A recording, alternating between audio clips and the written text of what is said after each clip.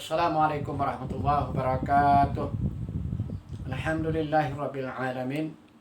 Wassalatu wassalamu ala asrafil anbiya'i wal mursalin wa ala alihi wa ashabihi ajma'in. Amma ba'd. Qala Allah Ta'ala fi kitabihil karim, a'udzu billahi minasy syaithanir rajim. Bismillahirrahmanirrahim. Ya ayyuhalladzina amanu taqullaha haqqa tuqatih wa la tamutunna illa wa antum muslimun. Ma'asyiral rahimakumullah.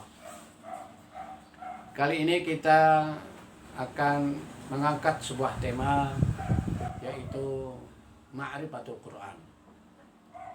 Tema rahimakumullah. Sebelumnya mari kita lihat umat Islam Indonesia mulai dari Sabang hingga Merauke, totalnya kurang lebih adalah 90%. Jadi 90%-nya adalah umat Islam, berKTP-kan Islam.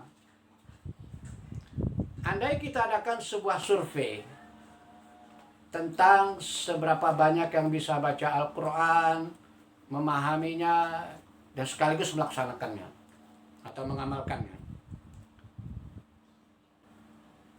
maka kemudian kita adakan survei tadi, ketemulah angka sekian persen bisa membaca Al-Quran. Dari sekian persen yang bisa baca Al-Quran, kita kerucutkan lagi, ya, berapa persen bisa baca Quran sekaligus bisa memahaminya. Katakan tatkala imam membacakan ayat suci Al-Quran, dia sebagai makmum langsung bisa paham, ya. Dzalikal kitabu la raiba fihi hudal lil muttaqin. Dia langsung paham, ya, makna dan artinya. Kemudian kita kerucutkan lagi. Dari sekian persen bisa baca Quran dan memahaminya, ada berapa persen pulakah yang sekaligus mengamalkan Al-Quran tersebut? Maka kita akan menemukan angkanya. Jangan-jangan jauh panggang dari api. Jangan-jangan kita umat Islam yang mayoritas ini masih jauh dari harapan Allah, keridhaan Allah tentang keberislaman kita, dan khususnya tentang membaca, memahami, dan mengamalkan Al-Quran. Ya ibadallah, bisa jadi kondisi ini disebabkan karena kurang mengenal Al-Quran. Maka benar kata pepatah, tak kenal maka tak sayang, tak sayang maka tak titik-titik. Ya, apa itu? Tak cinta, ya. Maka kemudian tak kenal maka ta'aruf. Enggak kenal maka berkenalan. Ya. Maka insyaallah beberapa poin Ma'rifatul Quran ini akan membuat kita ta'ajub, akan membuat kita bersemangat, ya, untuk belajar Al-Quran, baik sisi membacanya, memahaminya, dan juga untuk mengamalkannya. Maka pertama adalah, apakah itu Al-Quran? Al-Quran adalah kitabullah, firman Allah, yang diturunkan kepada Nabi Muhammad sebagai mukjizat perantaraan Jibril alaihissalam untuk disampaikan kepada umat manusia, dan membacanya adalah bagian daripada ibadah. Berikutnya adalah yang kedua, Al-Quran adalah petunjuk bagi orang-orang muttaqin, orang-orang yang bertakwa. Way of life, petunjuk hidup agar kita selamat, sejahtera, baik di dunia maupun di akhirat, ada petunjuknya. Sebagaimana di dalam mukadimah Al-Quran surat Al-Baqarah ayat kedua. A'udzu billahi minasy syaithanir rajim. Dzalikal kitabu la raiba fihi hudal lil muttaqin. Kitab Al-Quran ini tidak ada keraguan sedikit pun di dalamnya, petunjuk bagi orang-orang yang muttaqin. Ya ibadallah, kita lihat redaksinya itu. Dzalikal kitab, kitab ini maksudnya Al-Quran, tidak ada keraguan sedikit pun di dalamnya, apalagi salah, apalagi bohong. Ya. hudalil muttaqin, petunjuk bagi manusia. Ini bentuk azimnya Allah. Di dalam mukadimah Al-Quran, Allah telah membubuhkan firman-Nya seperti ini. Adapun manusia, ya mungkin dia punya karya tulis, ya apakah itu skripsi atau buku, di mukadimahnya akan dibubuhkan olehnya, ya buku saya ini atau skripsi saya ini masih jauh dari sempurna. Maka saran dari pembaca, kritik, saran sangat kami butuhkan. Itu bentuk ketawaduan manusia. Adapun Al-Quran, ya hanya Allah yang boleh mengatakan. Ya Allah telah mengatakan petunjuk bagi manusia, tidak ada keraguan sedikit pun. Baik, yang ketiga adalah Al-Quran, ya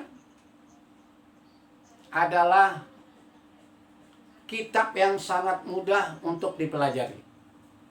Ya, Allah berfirman di dalam surat Al-Qamar, bahkan diulang 4 kali. Walaqad yassarnal Qur'ana lidzikri fahal mim muddakir. Sungguh telah kami mudahkan Al-Qur'an itu untuk dipelajari. Tapi ada berapakah yang mau mempelajarinya? Ya, sampai Allah kemudian menantang kita. Sudah demikian mudah, tapi ada berapa yang mau mempelajarinya? Maka Allah berikan kemudahan. Sejauh orang ada kemauan, Allah berikan kemudahan. Belajar bacanya, tahsinnya, ya, memahaminya, mentadaburinya, dan menghafalkannya. Dan juga untuk mengamalkannya. Karena tidak ada ayat-ayat Allah itu yang bertentangan dengan fitrah manusia. Baik, berikutnya apa itu Al-Quran? Al-Quran adalah kitab Allah yang dijamin orisinalitasnya, eksistensinya hingga nanti hari kiamat. Sebagaimana firman Allah di dalam surat Al-Hijr ayat 9. A'udzu billahi minasyaitonir rajim. Inna nahnu nazzalna dzikra wa inna lahu lahafizun. Sungguh kamilah yang menurunkan Al-Quran dan kami juga yang memeliharanya. Ya ibadallah, ya, betapa sering, betapa banyak ya para orientalis, ya pada orang-orang pembenci Islam, ya ingin mengacak-acak Al-Quran, tapi tetap tidak bisa. Karena kenapa? Karena Al-Quran dijaga oleh Allah. Di antaranya melalui para hufaz, melalui para penghafal Al-Quran. Dan ini adalah bagian daripada mukjizat Al-Quran tadi. Al-Quran yang setebal ini 30 juz dapat dihafalkan oleh umat Islam bagi siapa yang mau menghafalnya. Ya. Ini bukti daripada apa tadi yang saya sampaikan, firman Allah, ya, sungguh Allah memudahkan Al-Quran itu untuk dipelajari, untuk dihafalkan, untuk diamalkan dan lain sebagainya. Baik, berikutnya adalah Al-Quran adalah sebagai obat. Ya, mungkin ini kita semua sudah paham, sudah banyak yang tahu, ya. Sebagaimana terdapat di dalam surat Al-Isra 82. A'udzu billahi minasyaitonir rajim. Wa nunazzilu minal Qur'ani ma huwa shifaa'un wa rahmatun lil mu'minin wa la yazidudz zalimina illa khusara. Dan kami turunkan bagian-bagian Al-Quran itu adalah asyifa, obat bagi orang-orang mukmin dan menjadikan rahmat. Gimana himakumullah? Kita bisa lihat di berbagai perpustakaan atau toko buku, ada sebuah buku dengan judul Terapi Al-Quran, karangan Hisas binti Rosid. Ya, di situ terdapat ada testimoni seorang ibu kena kanker stadium 4 dan dokter sudah menyerah, ya. Dibisikkan kepada keluarganya, kami sudah tidak mampu, silakan bawa pulang ke rumah. Ya, betapa syoknya ibu ini.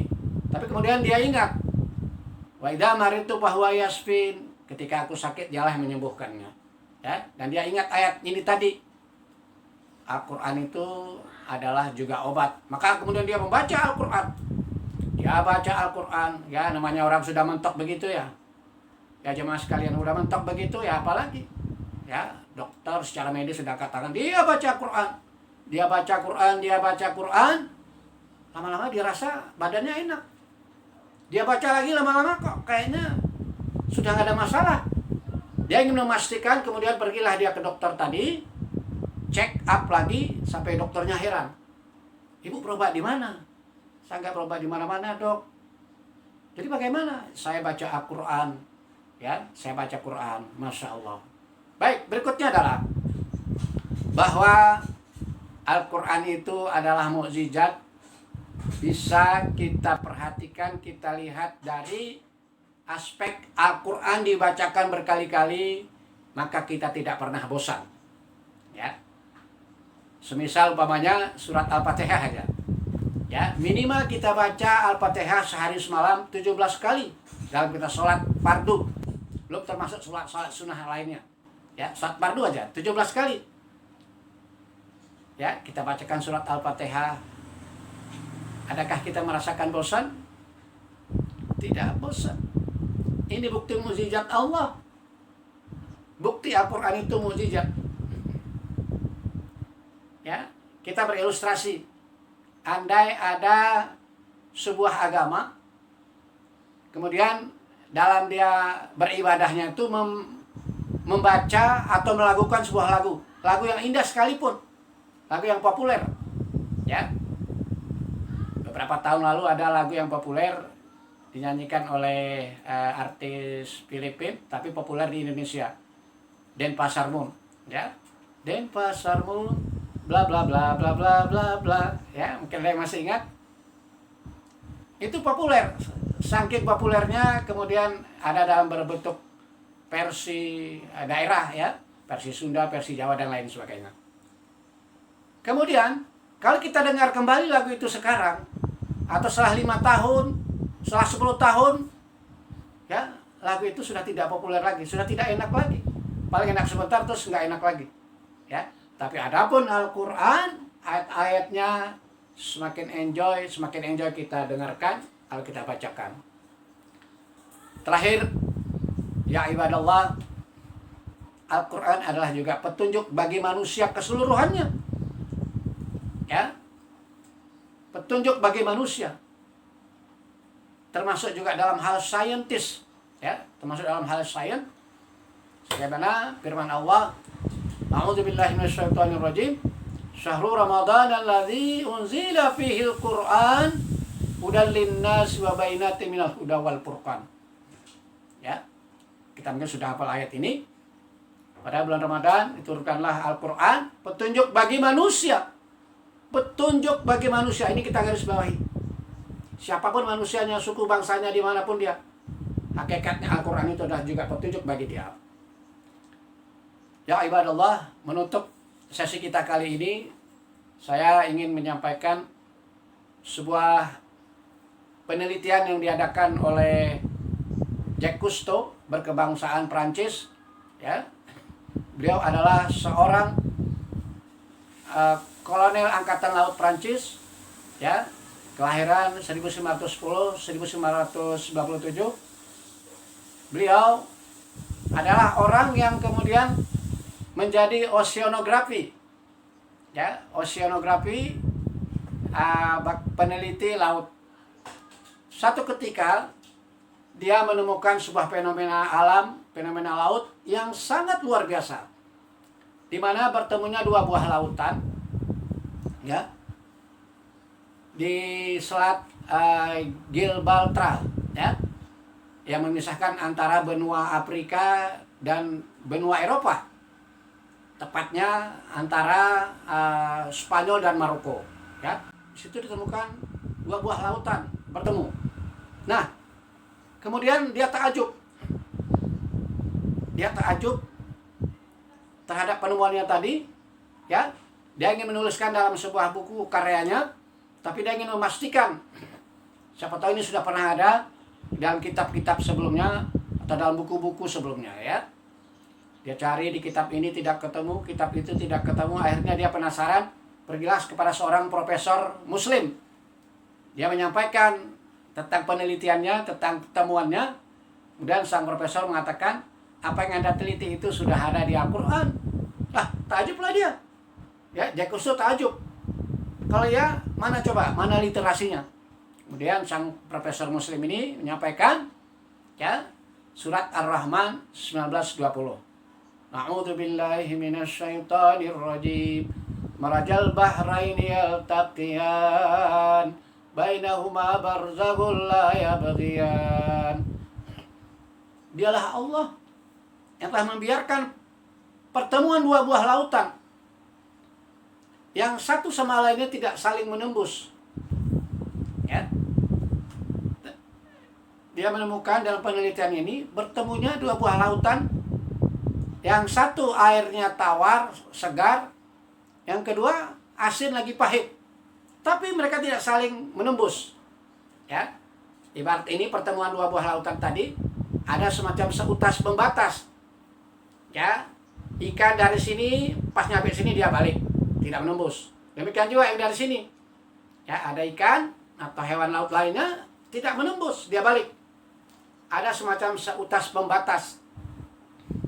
Betapa takjubnya kemudian Jack Cousteau ini, dia berpikir, ini Quran berarti bukan karangan Muhammad. Al-Quran yang diturunkan pada abad ke-14, di abad 20 ini ada buktinya. Ya, saat dahulu diturunkan Al-Quran, belum ada mungkin alat berenang, alat menyelam. Tapi kemudian dia berpikir ini pasti wahyu dari Tuhan. Dari itulah kemudian, ya, dia minta dibimbing oleh profesor Islam itu agar masuk Islam. Masya Allah. Ya, kemudian Jack Cousteau dia masuk Islam. Jawab rahimakumullah. Jack Cousteau yang tadinya beragama non-muslim, kemudian dia sangat senang dan bahagia. Sangat bahagia, sangat senang. Karena melalui penelitian yang dengan sedemikian rupa, ya, observasinya di laut, ternyata itu sudah ada di Al-Quran. Betapa senang dan cintanya dia kepada Al-Quran, ya, sehingga dia menjadi muslim yang baik. Jamaah rahimakumullah, maka melalui Ma'rifatul Quran ini, ya, mudah-mudahan tumbuh di hati kita. Kita ingin mempelajari Al-Quran, sisi bacaannya, sisi mentadaburinya, ya, kita hafalkan dan kemudian untuk kita praktekkan. Beberapa hadis mungkin perlu saya sampaikan tentang keutamaan membaca Al-Quran. Iqra'ul Quran fa'innahu ya'ti yaumal qiyamah syafi'an li ashabi. Bacalah Al-Quran, karena sesungguhnya kelak di yaumil akhir nanti dia akan datang memberikan syafaat kepada yang membacanya. Ya. Dan keutamaan yang lain adalah keutamaan mempelajari Al-Quran, ya. Khairukum man ta'allama Al-Quran wa 'allamahu. Ya, sebaik-baik kalian adalah yang belajar Al-Quran, ya, dan yang mengajarkannya, ya. Orang yang belajar dan mengajarkannya sama-sama adalah orang yang terbaik. Terakhir, hadis perlu saya sampaikan, betapa bahagianya bila mana ada orang tua anaknya menjadi hafiz Quran. Ya, kata Nabi, man qara'al Quran wa amila bima fihi ulbisalahu walidahu tajan yaumal qiyamah dauhu ahsan min dau'is syamsi fi buyutika fama dhanukum biman amila bihada. Kata Nabi, barang siapa yang baca Al-Quran, ya, menurut ulama ini adalah orang yang hafiz Quran, dan dia mengamalkan apa-apa yang terdapat di dalamnya, maka diberikan mahkota kepada kedua orang tuanya nanti di surga, ya, yang cahayanya lebih baik daripada cahaya matahari yang ada di dunia ini. Kemudian Nabi bertanya, ya, fama dzanukum biman amila bihada.